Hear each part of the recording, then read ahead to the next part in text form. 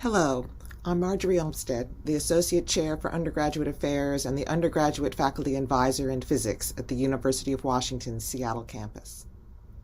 This video contains details about our program that are of likely interest both for the interested prospective student and for prospective majors who are already here on campus.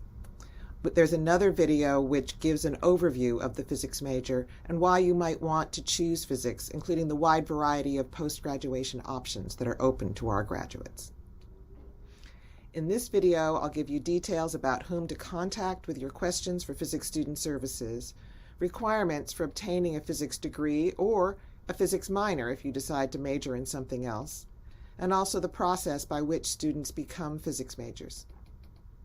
I'll also spend a little time on some data from our annual exit survey of graduating seniors that you might find informative. If you have questions, the first place to start is with our Physics Student Services team. We're located in the Physics Astronomy Tower in room C139, and most of our advising, though, at the moment is via Zoom and email. The advising email, which all of us have access to, is physadvise, PHYSADVS, @uw.edu.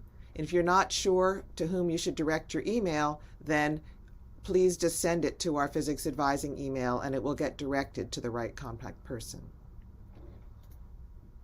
I'm the undergraduate faculty advisor. I spend about 8 or 10 hours each week to meet with students who want advice from a physicist or a faculty member. I'm also the person who approves waivers or substitutions to any degree requirements or prerequisites. Our Director of Student Services is Catherine Provost. She's also our primary graduate advisor. Her main role for the undergraduates is to be a resource for grad school related issues. Our staff advisors, academic counselors, are Jeannie May and Paula Newcomer, and they can handle pretty much any undergraduate issue. They're highly knowledgeable about our department and the university and just life in general. They're great resources for our students, and we strongly encourage our students to stop by regularly and just keep us posted on what you're doing. As you may have seen in the other overview video, over 2,000 students a year are involved in our introductory physics sequence. Our program coordinator for that sequence is Susan Miller. She knows everything about the logistics of handling that many students, all of whom are divided up into sections of 25 students in tutorial and in laboratory. She helps getting students added. She deals with disability accommodations, getting exams in the right places at the right time. And her email to reach her on these issues is for the Physics 100 series, so it's phys1xx@uw.edu. And we're very excited that starting next Monday, we will have a program assistant for the undergraduate program, Li Hong Zhang. She's new to UW, and I don't have an email address for her yet, but we're looking forward to having someone who will help direct students to the right resources and also take care of administrative issues such as scheduling classrooms. Our physics major has 4 degree options, and the one you choose depends on your long-term goals. However, each physics major must complete the same common core. The course starts with a 5-quarter overview, including the physics of motion, electricity and magnetism, oscillations and waves, thermal physics, and quantum physics. Then the next step is to add the key tools that are required to do physics, mathematical methods, electronics lab, and also an overview of physics research that helps students get a picture of what's happening now in physics, as opposed to the long-established principles that are studied in their classrooms. We also require of everyone a common sequence that applies these tools, the Advanced Electricity and Magnetism sequence, and then at least 4 quarters of math, the year of calculus, and then at least 1 out of linear algebra, differential equations, vector calculus, partial differential equations, complex analysis. We encourage you to take as many of these as you need to have your goals met. By the time you declare a major, it's likely that an applied math class in Python programming will also be added to this menu.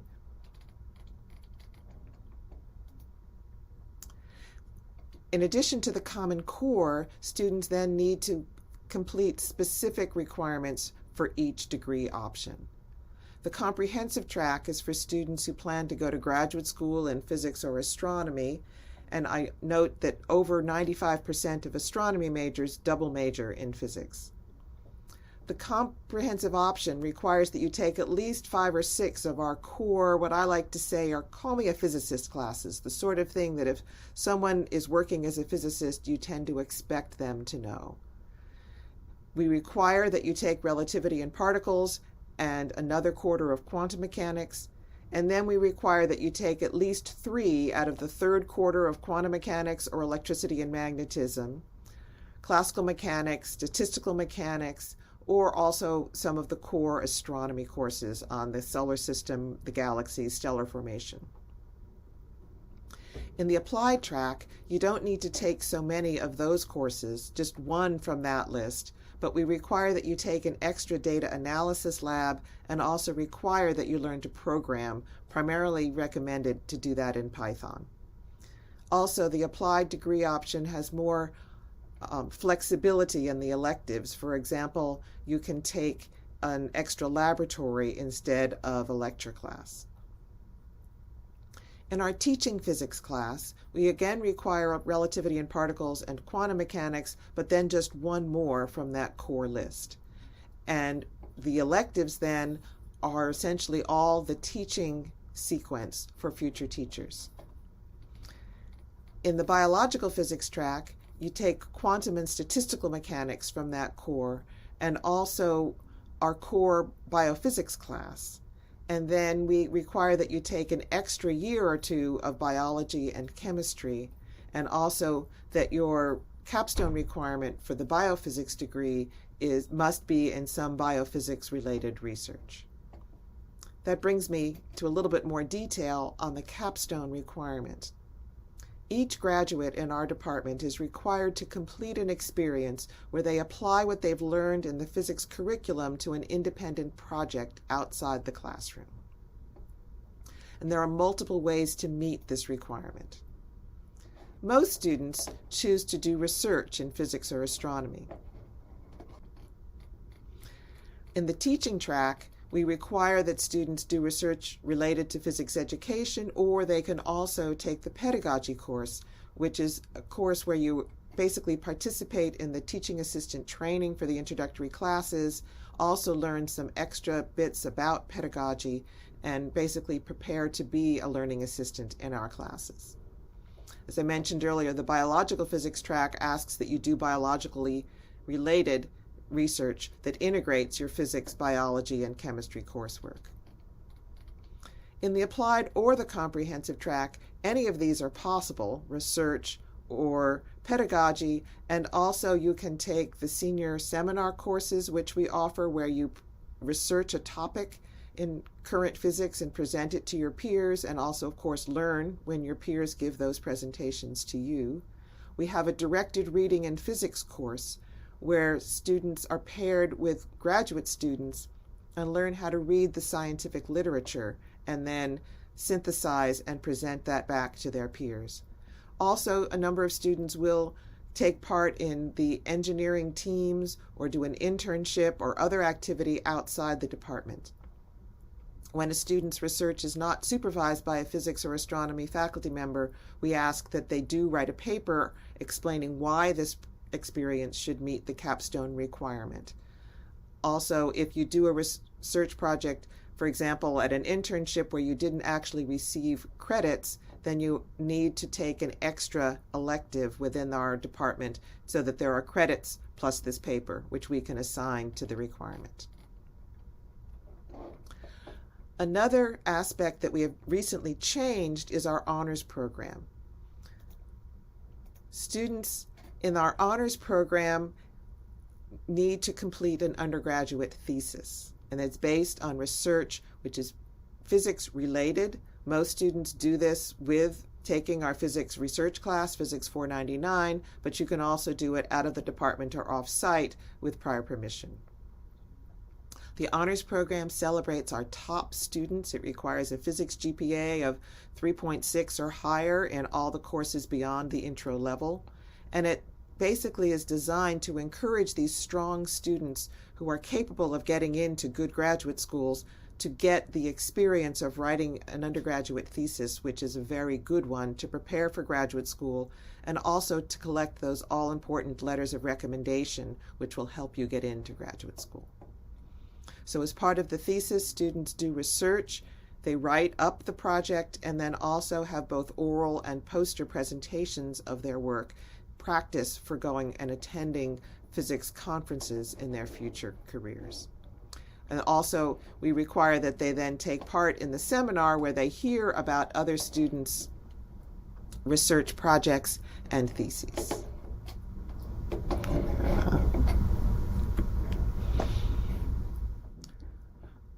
If you choose to major in something else but are still very interested in physics, and especially for students who maybe after they've explored the first 5 quarters of physics and are ready to do something else, or are majoring in something related, then you can declare a physics minor. The minor is quite popular for students in engineering or the College of the Environment, because if you are double majoring in 2 different colleges, you need to meet the requirements at the college level for both of those degrees, in addition to just the major-specific requirements. So in the College of Environment or Engineering, the requirements to take courses outside your major or to complete a foreign language don't exist. And so that's one reason that those students will often choose to have a physics minor. In the minor, you take our same basic 5 courses, and then you take a 3-course advanced sequence. And you can do that either by completing our Physics by Inquiry series designed for future teachers, 3 of our experimental laboratories, or a more mathematically based course where you take the mathematical physics course and then either the electricity and magnetism or quantum mechanics that use those mathematical physics courses as a prerequisite.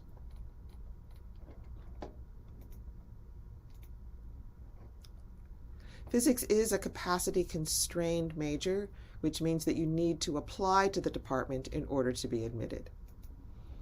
To declare a major, first you need to complete 1 year of calculus and 1 year of introductory physics. We also ask that you be taking a 200-level physics class and also have taken a physics class within the previous couple of quarters. We find that this means that students who are actively involved in taking physics courses at the time they declare, and they are in general much more committed to the physics major and have a much higher probability of graduating with a degree in physics. Before you declare, we ask that you develop a graduation plan and enter it into the UW tool called My Plan. This is primarily an advising tool. It both helps you figure out what it will take to get you graduated in a reasonable length of time, and it also helps us in Physics Student Services catch whether you're taking courses in the right order and in the quarters in which we plan to offer them. Most of our courses have a complicated prerequisite set, and also many of them are offered only 1 or 2 quarters each year. So it's important that you plan ahead to make sure you can fit all your courses in on time. Also, this plan can help you realize that you have choices on your electives, and you should think through your career goals as you decide which electives you will take.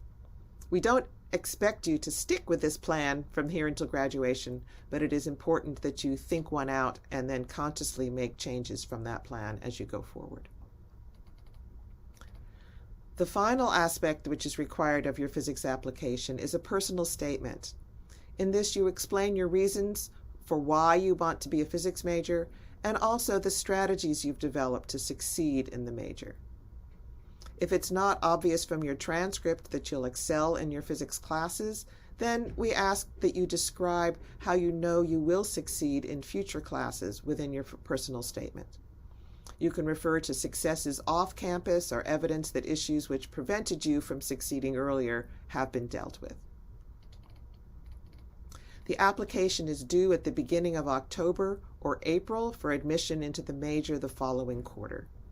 We do have an extra application window in winter quarter, which is primarily for transfer students or those who have more than 105 credits and more than 5 college quarters since high school, which means that the university requires them to declare a degree in that quarter. We look holistically at a student's record. In general, students with a strong interest in physics, who are getting A's and B's in their physics classes and their math classes, are strong candidates for admission. The students we turn down, which is only about 20% or so each time, generally they need to think more deeply about what it is they want to major in, and often by taking further courses to either explore their options or get their study skills and their math and physics skills to the point where they are ready to succeed in our upper division courses. Upon admission to the major, we also ask that all of our majors agree to our department's code of conduct, and also that they meet with an advisor to approve their graduation plan. Our department website has much more information about this process, including some sample graduation plans. Students who are in the major, we ask to continue to make progress towards their degree in each quarter that they're enrolled. This means that they must take physics courses from our math menu, or electives in other departments that can meet our upper division requirements for electives each quarter. Exceptions for if you're doing a double major and you want to, say, take all of your economics courses one quarter and your physics courses another, or if you're doing a study abroad project, those are fine as long as they are pre-approved. We also ask that you maintain a cumulative GPA of at least a 2.0 in all your physics classes, and that you earn a numerical grade of at least 2.0 in each course used to satisfy the requirements of a physics major. Typically, fewer than 5% of our majors are flagged for satisfactory progress in any given quarter. These students come in for advising, get directed to resources, and generally are back on track in a quarter or two. Our satisfactory progress is not designed to kick students out of the major. It's designed to catch students who are having problems before those problems become permanent. I'd like to finish with some information about our majors. What do our students want to do after graduation, and what happens to them once they're here? We survey our students every year when they apply to graduate, which is somewhere between 2 and 10 months before they actually graduate.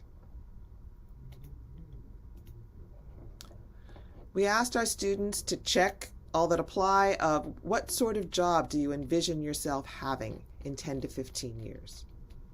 We find about half of our students imagine themselves as an engineer or doing research at an industry or government lab, or doing some sort of computer, data science, information technology is also a very popular goal. About a third imagine themselves in some form of teaching.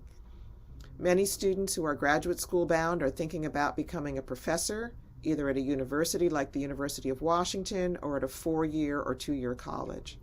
A number of people are also interested in teaching at the K-12 level.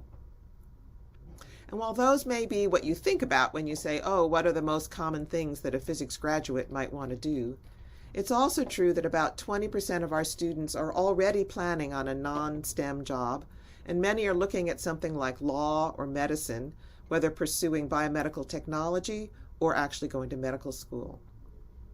But many of our students have other ideas as well. Some of the things that were listed include astronaut, landscape architect, pilot, community organizer, or just running my own business.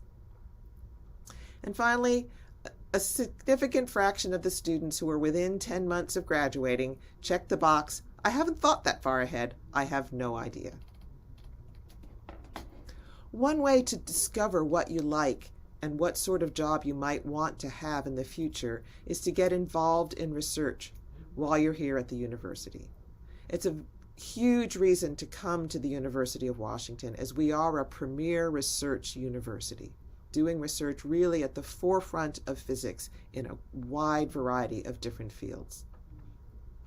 If you are interested in a topic, chances are you can find someone here at the university, whether in physics or in a related department, who is doing research on that here. And also, pretty much everyone involves undergraduates in their research as well.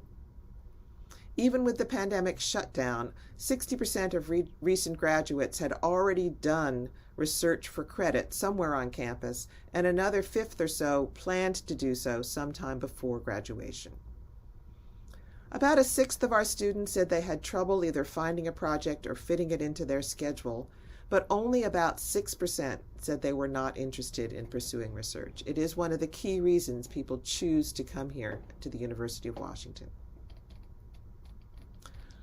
I looked at the transcripts of students who graduated in the 2 years before the pandemic shutdown and found that over 300 distinct students had received credit for doing research with 43 distinct faculty members in physics for over 1,200 credit hours, and each credit hour is equivalent to about 3 or 4 hours per week of research for a 10-week quarter. So our students are basically doing research, and we hope that you will too. In our pre-pandemic, it was about 80% of our graduates who received credit for doing research either in physics or elsewhere on campus. It's down a little bit due to the pandemic, but we are expecting it to return to these values soon. I would like to address something that often happens. Over 20% of our recent graduates have taken at least one academic quarter off after they arrive here at the university. It's a normal thing to do, even without the complications of remote instruction. And it's important to keep in mind that when you take time off, for whatever reason, whether it's health or finance or because another great opportunity came along, you're not dropping out of college, you're taking leave from the university. The most common reason that students report for taking more than 4 years to graduate is that they decided too late on what they wanted to major in. We found that the implementation of having the application process to physics and now direct to college admission in engineering and computer science has helped to reduce this number. But it still is true, the sooner you start on your physics major, the sooner you'll graduate. It's also true that in our courses, you need to work very hard for your credits, and many students choose to take a lighter load and spread it out over time. Other students will decide to add an extra major or a minor, which also adds time. And so there are a lot of different reasons, and they're all normal. But I just want to give you a heads up that a large fraction of our students do end up taking more than 4 years. And finally, one last question is, how prepared are you to major in physics? Most of our graduating seniors said that their previous institutions, whether high school or community college, had prepared them well in terms of scientific reasoning and math skills and problem-solving skills, and even physics knowledge. What they were least prepared for was having good study skills and good time management skills. I strongly encourage you to work on those between now and when you arrive at the university. Whether you major in physics or anything else, those will serve you well in your college career. In closing, let me again show the contact information for our Physics Student Services team. We look forward to meeting with you and answering your questions about physics at the University of Washington. Thank you. Again, I'm Marjorie Olmsted, the undergraduate faculty advisor in our physics department here at the University of Washington, Seattle.